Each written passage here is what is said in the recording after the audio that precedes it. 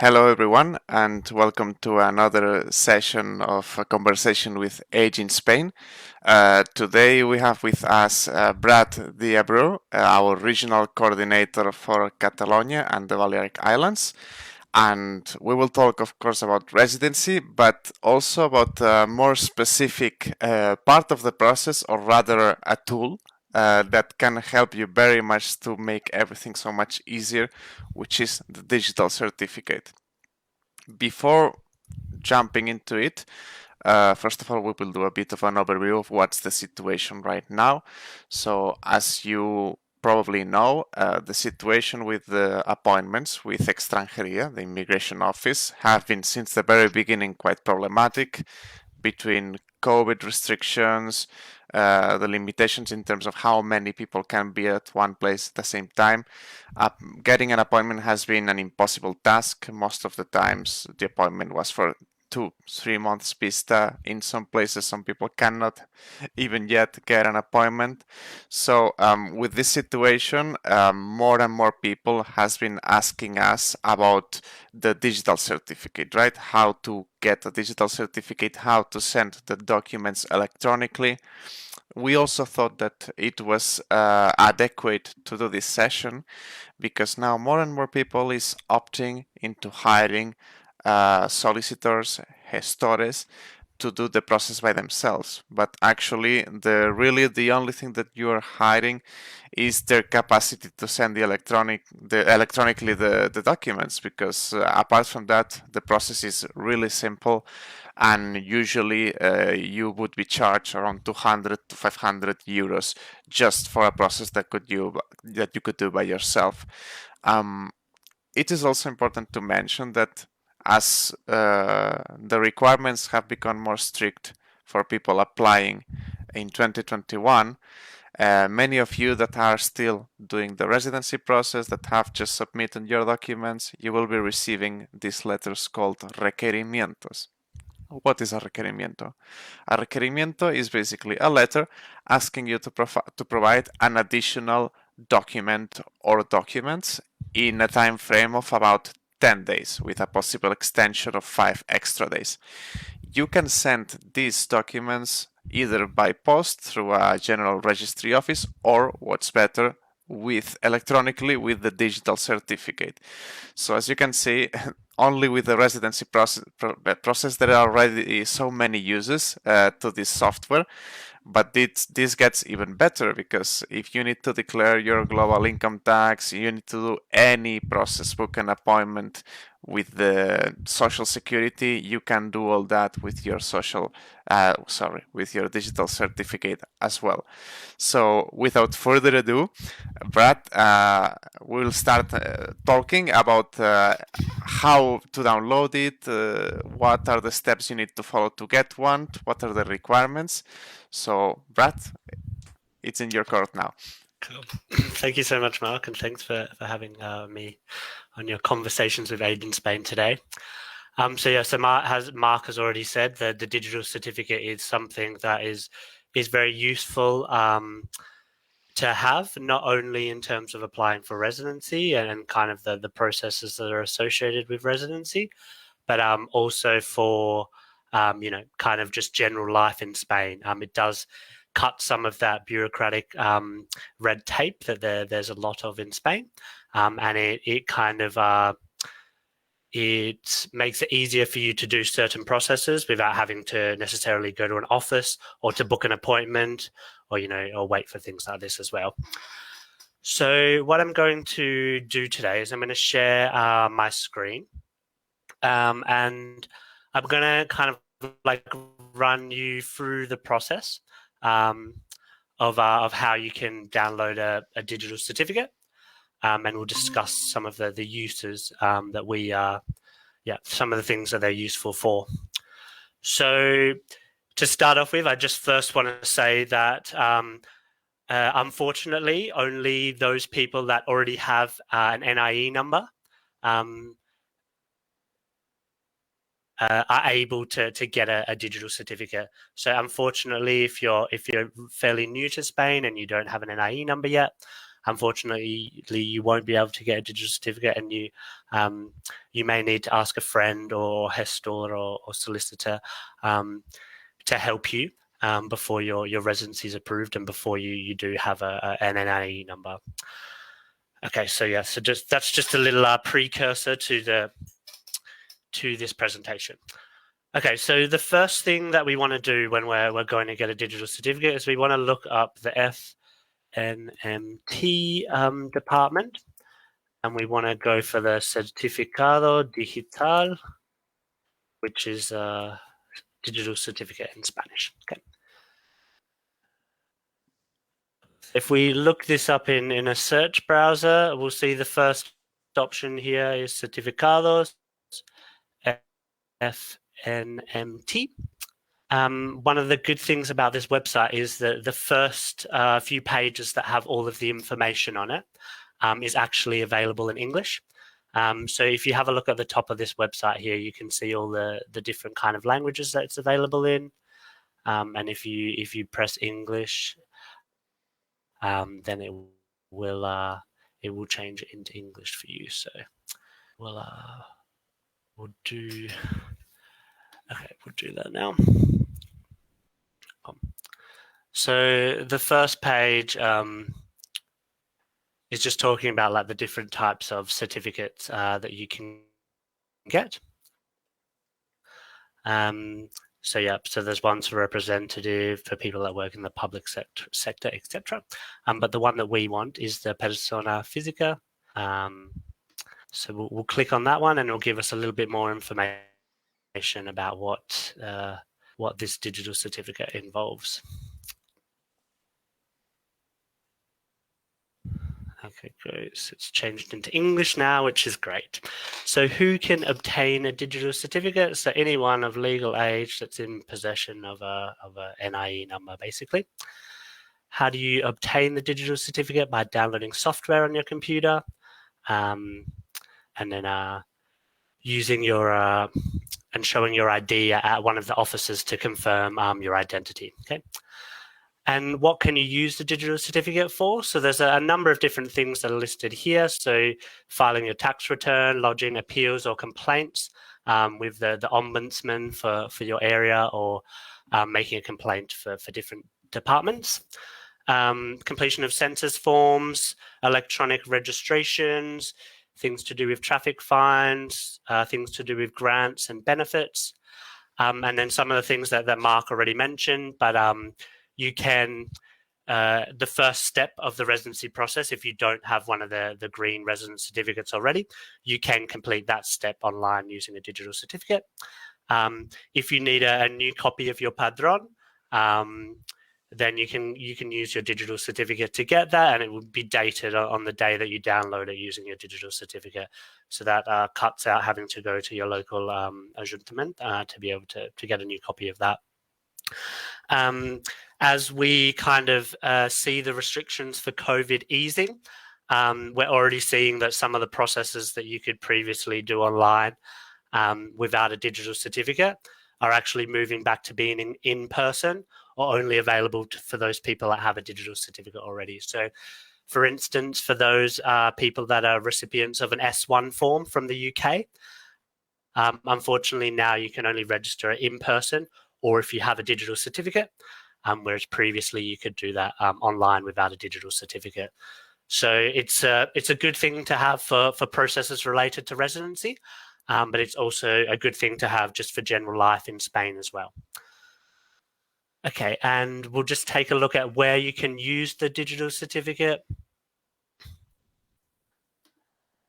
So obviously there's 3 different levels of government within Spain. So we've got the central government, which is the government in Madrid, and then we have the autonomous communities, and then we've got the local kind of administration. So if you click on these options, you can see all of the different departments in Spain where you can use these, where you can use a digital certificate for various different things. So unfortunately, there's no kind of central location where you can access everything that you can do on the digital certificate. You do need to know the kind of specific process and the department that you want that you want to use the certificate with. But as we say, it's really useful, and there's loads of different things that you can do with it. Okay. So great. So now that we know a bit more about what the digital certificate is, the way that I usually explain it is that it's an online identification verification system. So yeah, once you show your ID once in office, then you can verify your ID for many other things using this system. Okay. So the first thing that we need to do to get a digital certificate is we need to download the some software onto our computer, and essentially the software is a program that you put on your computer that allows you to access your digital certificate and to access the different services.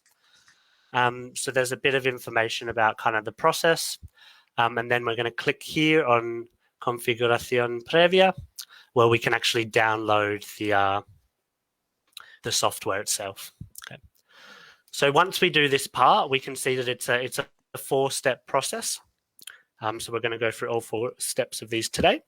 But we'll start off with the first one now, which is the configuration and the installation of the software.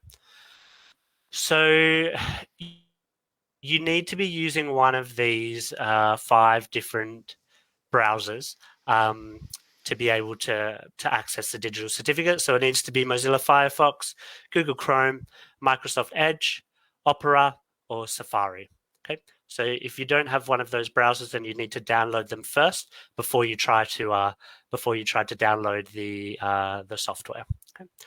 So we're going to come to this bottom section here, and we're going to click Area de Descarga de Configuración, which is the download area for the digital certificate software. And so depending on which operating system that you're using, there's a different software that we need to download. So for those using Windows or Microsoft, you will need to download this top one, and you just need to find out if you're running on a 32-bit system or a 64-bit system. If you're using a Mac, so Apple products, then you need to use this one. And then another alternative operating system is called Linux, and there's a range of different kind of options for how you're running that. Okay, so I'm using Mac, so I'm going to click on the Mac configuration. And what's going to happen is it's going to start downloading a program already. You will need to click on the program once it's downloaded. And for some users, you may need to go into your settings and allow the software to be installed on your computer. For some users, it may be installed immediately.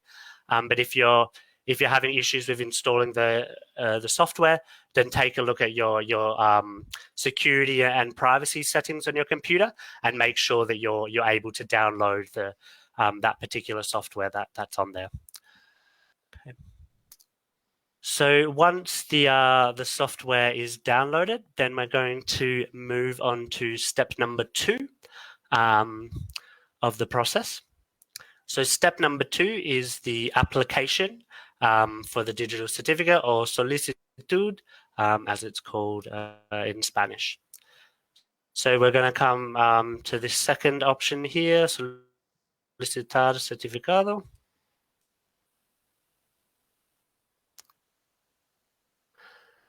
And when we come to this section, we're going to see why you need to have an NIE number to be able to download the digital certificate.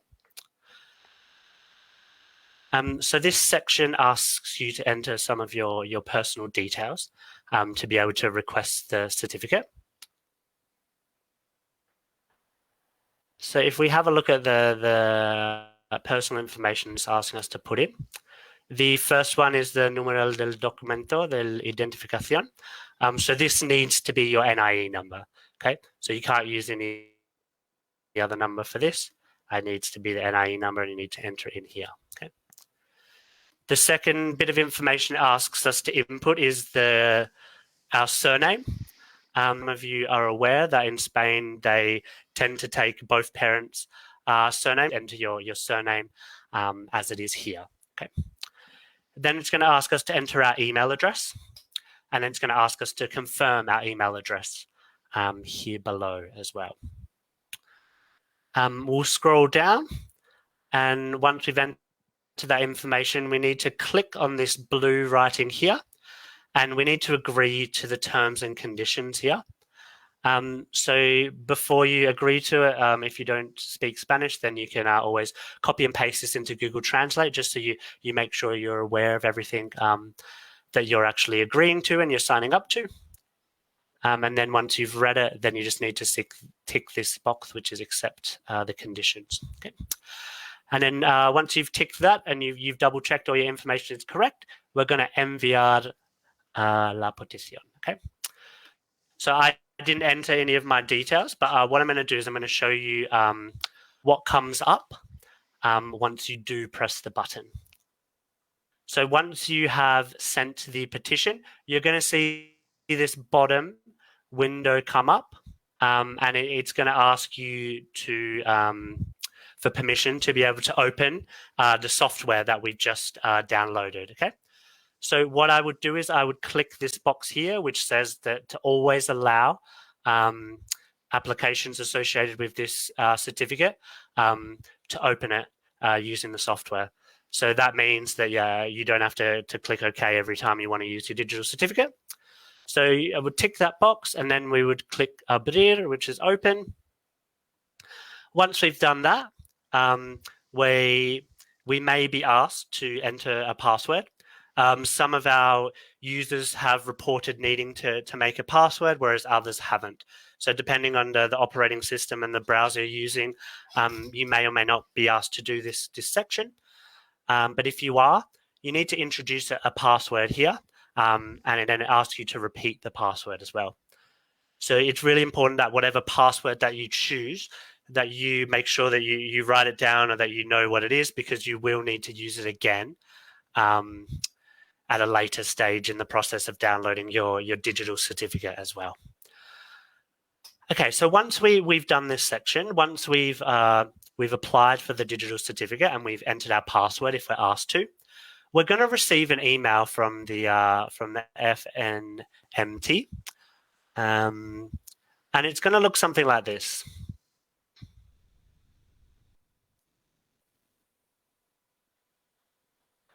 Okay, so we'll see that it's notifications from the FNMT, and then it's going to have some information about us here. So it's going to have our NIE number here, and it's going to have your code, which you need later on in the process, and you'll need when you go to verify your ID as well. So it's really important that you make sure that you get this email, and that you make sure that you have this code to be able to kind of access your digital certificate. Okay. So once we've got that email, then we're going to move on to step number 3 of the process. So for step number 3, we're going to come back to the FNMT page, and we're going to go to the next one along, which is accreditation. So basically, it's going to prove who you are and take along your ID to one of the different offices to prove your identity. Okay. So there's a bit of information here about kind of what happens with this process. And if you scroll down to the bottom of this page, we'll see this section here with this link here, which is called Localizador de Oficinas. Apology for my terrible pronunciation. And if we click on this link, it's going to allow us to find the closest office where we can present our identification.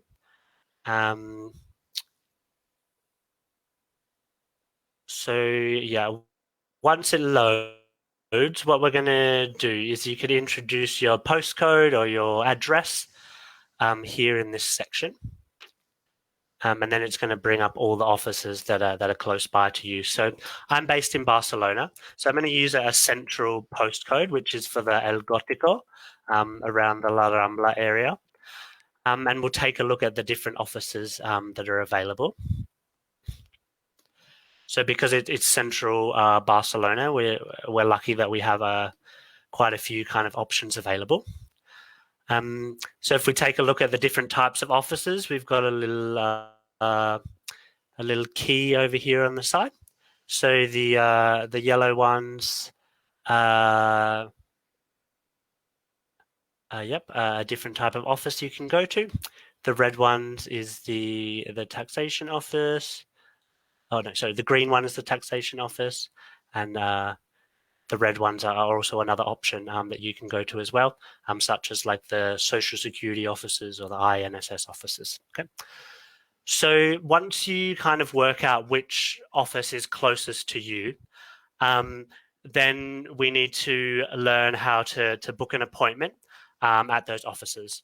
So the best way to do that is to just search cita previa and then the type of office that you're going to. So you can use this information here from the name of the office. Okay. What we're going to look at today is how we would book an appointment with the INSS, so the Social Security Office. And the reason we're going to look at that is because the majority of maybe small to medium-sized towns will also have a social security office, but they may not have some of these other offices where you can go to show your ID. Okay, so the next step that we're going to do is that we're going to search for. Okay, we're going to search for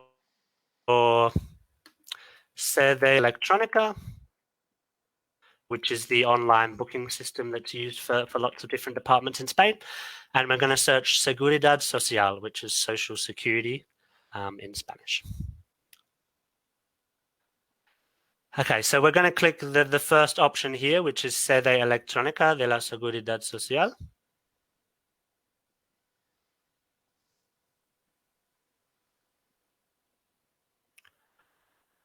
Okay, and then we're going to be taken to kind of the home page for booking appointment for Seguridad Social.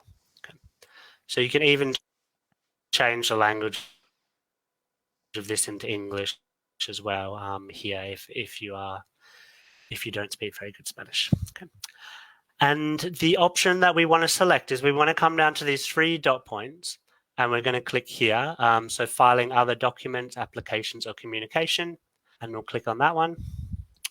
And it's going to bring us to a page with lots of information.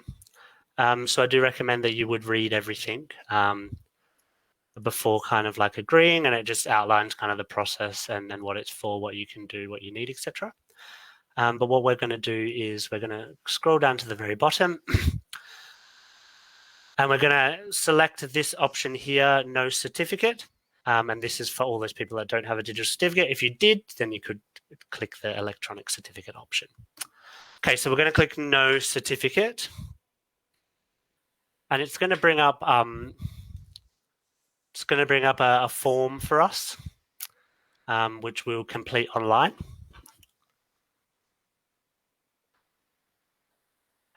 Okay, so the first section of this forms is just a bit of information about you, the person that that needs the appointment.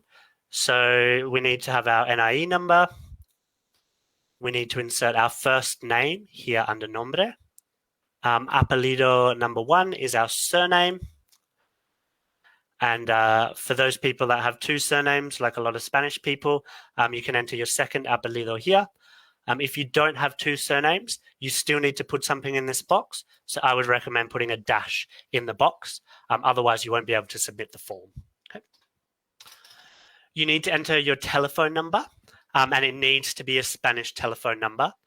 Because some of the officers will contact you directly by SMS or via phone, and they won't call or they're not able to send SMSs to international phone numbers. So if you are requesting an appointment using this system, you need to have a Spanish phone number or have someone with you whose Spanish phone number you can use. We need to enter our postcode and then email address, and then we're going to confirm the email address again after there as well. The second section, it asks us which province that we're in. So I'm going to select Barcelona, where I am. And then it asks us to select the category of appointment that we need. So we are going to go down to this one here, the last option there, which is called Autenticación del Electrónica. And we're going to click that. And once we click on that, it's going to bring up another box over here. And it asks us if we're going to do our clave permanente or our certificado digital. So we're going to do the digital certificate. So we'll select that bottom one there as well. Cool. And the next section here is where it asks us why we need the appointment and what we're going to do it for. So in this box, we need to write, I'm just going to share a picture of this. So we need to write presentación de identificación para el certificado digital. And then we want to write the province that we're in. And we want to write the town or the kind of the area where the office that you want to go is. And this will ensure that the application for an appointment will go directly to the office that you want it to. So it is important when you're doing this process that you find out which office you want to go to, and that you list that there as well. Okay, so once we've written in here what we want the appointment for, the next section is to upload documents. We don't need to upload any documents for this, so we'd leave that blank. And then the last one is just a security question. So the security question is different each time. So if you're not 100% sure what the question is, then you can just use something like Google Translate to translate it. So this one is idioma, which means language. So out of the choices below, I would have to put in the one which is a language, and that would be Russo here, which is Russian. Okay, and then we're going to select Continuar at the bottom here. And once you select Continuar with all of your personal details in there, it's going to bring up a pop-up that will have like a confirmation number on it. So please make sure that you take note of that confirmation number when you do it. Okay, and so what happens next after we have submitted our application for an appointment is that the Social Security office will either contact you via SMS with the next available appointment. Some of the officers will call you and ask you when you're available and if the appointment's okay with you. And some of them will email you either asking when you're next available, or if you or just giving you the next available appointment as well. Okay. So once you have the appointment, what do you need to take along to the appointment? Okay. So the first thing, and something that's really important, is that you need to take a copy of the email that they sent you with the code on it, which is the email that we saw earlier on. And a really important point is that the email and the code needs to be created within 48 hours of the appointment. So if your appointment is assigned for more than 48 hours after you've done the process, then you just need to go through that step number 2 again, and just get a new email sent to you with a new code, and then you can take that email along with you to the appointment. And it doesn't matter if it's the second or third code that you've requested, but you need to make sure that it's the most recent code that you take along with you. Okay, you also need to take your passport. So you need to take the original, but you also need to take a copy as well to give them when you go. And you need to take your residence document as well. So for some people, this will be the green residence certificate, so either the A4 size green residence certificate or the smaller credit card size green residence certificate as well. And for those of you that have already got your TIE, that's also another form of residence document that you can provide as well.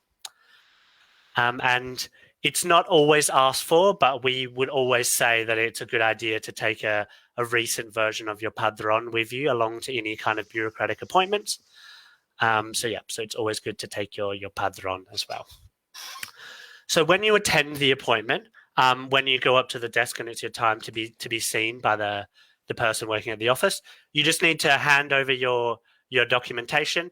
They'll confirm that the photo on your passport matches your residence certificate and who you are there on the day. And then what they're going to do after that is they're going to send you another email,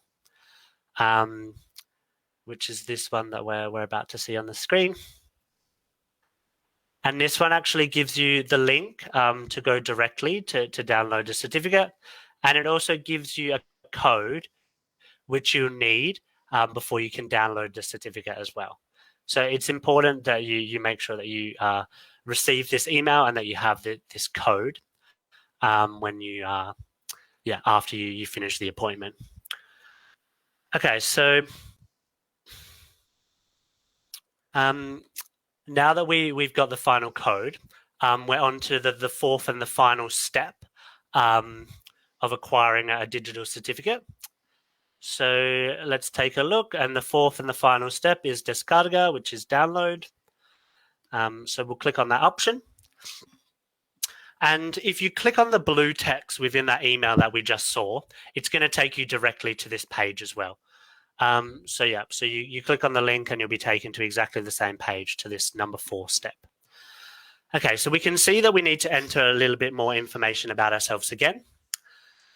So we again need our NIE number, which is going to be the número del documento de identificación, which we're going to enter here. Okay, we need to put in our surname again, and then we need to put the code that we received in the second email. We need to list that code in here. Okay. Once again, we also need to accept the terms and conditions. So yeah, you can change the language to English by clicking up here, or you can also put it in Google Translate as well. And I would recommend that you read all the terms and conditions before you accept. Once you've read all of those, then you need to scroll right down to the bottom. And again, we just need to tick the box which says accept the terms and conditions. So we'll click that one. And you can also download a copy of the terms and conditions by pressing this button here as well. Okay. So once we've ticked the box, then we're going to hit download certificate. I didn't enter my personal details there, so I'm going to show you what will happen with a picture. So the next thing that you're going to see once you hit the download button is that there'll be a couple of different messages kind of pop up. Again, they may look slightly different depending on which operating system and browser that you're using, but it will say something similar. So this one is just saying that, yeah, you're agreeing to proceed with the installation of the certificate. You press OK. Another message will pop up asking you if you would like to open the software that we downloaded for the digital certificate. And once again, I would select always allow.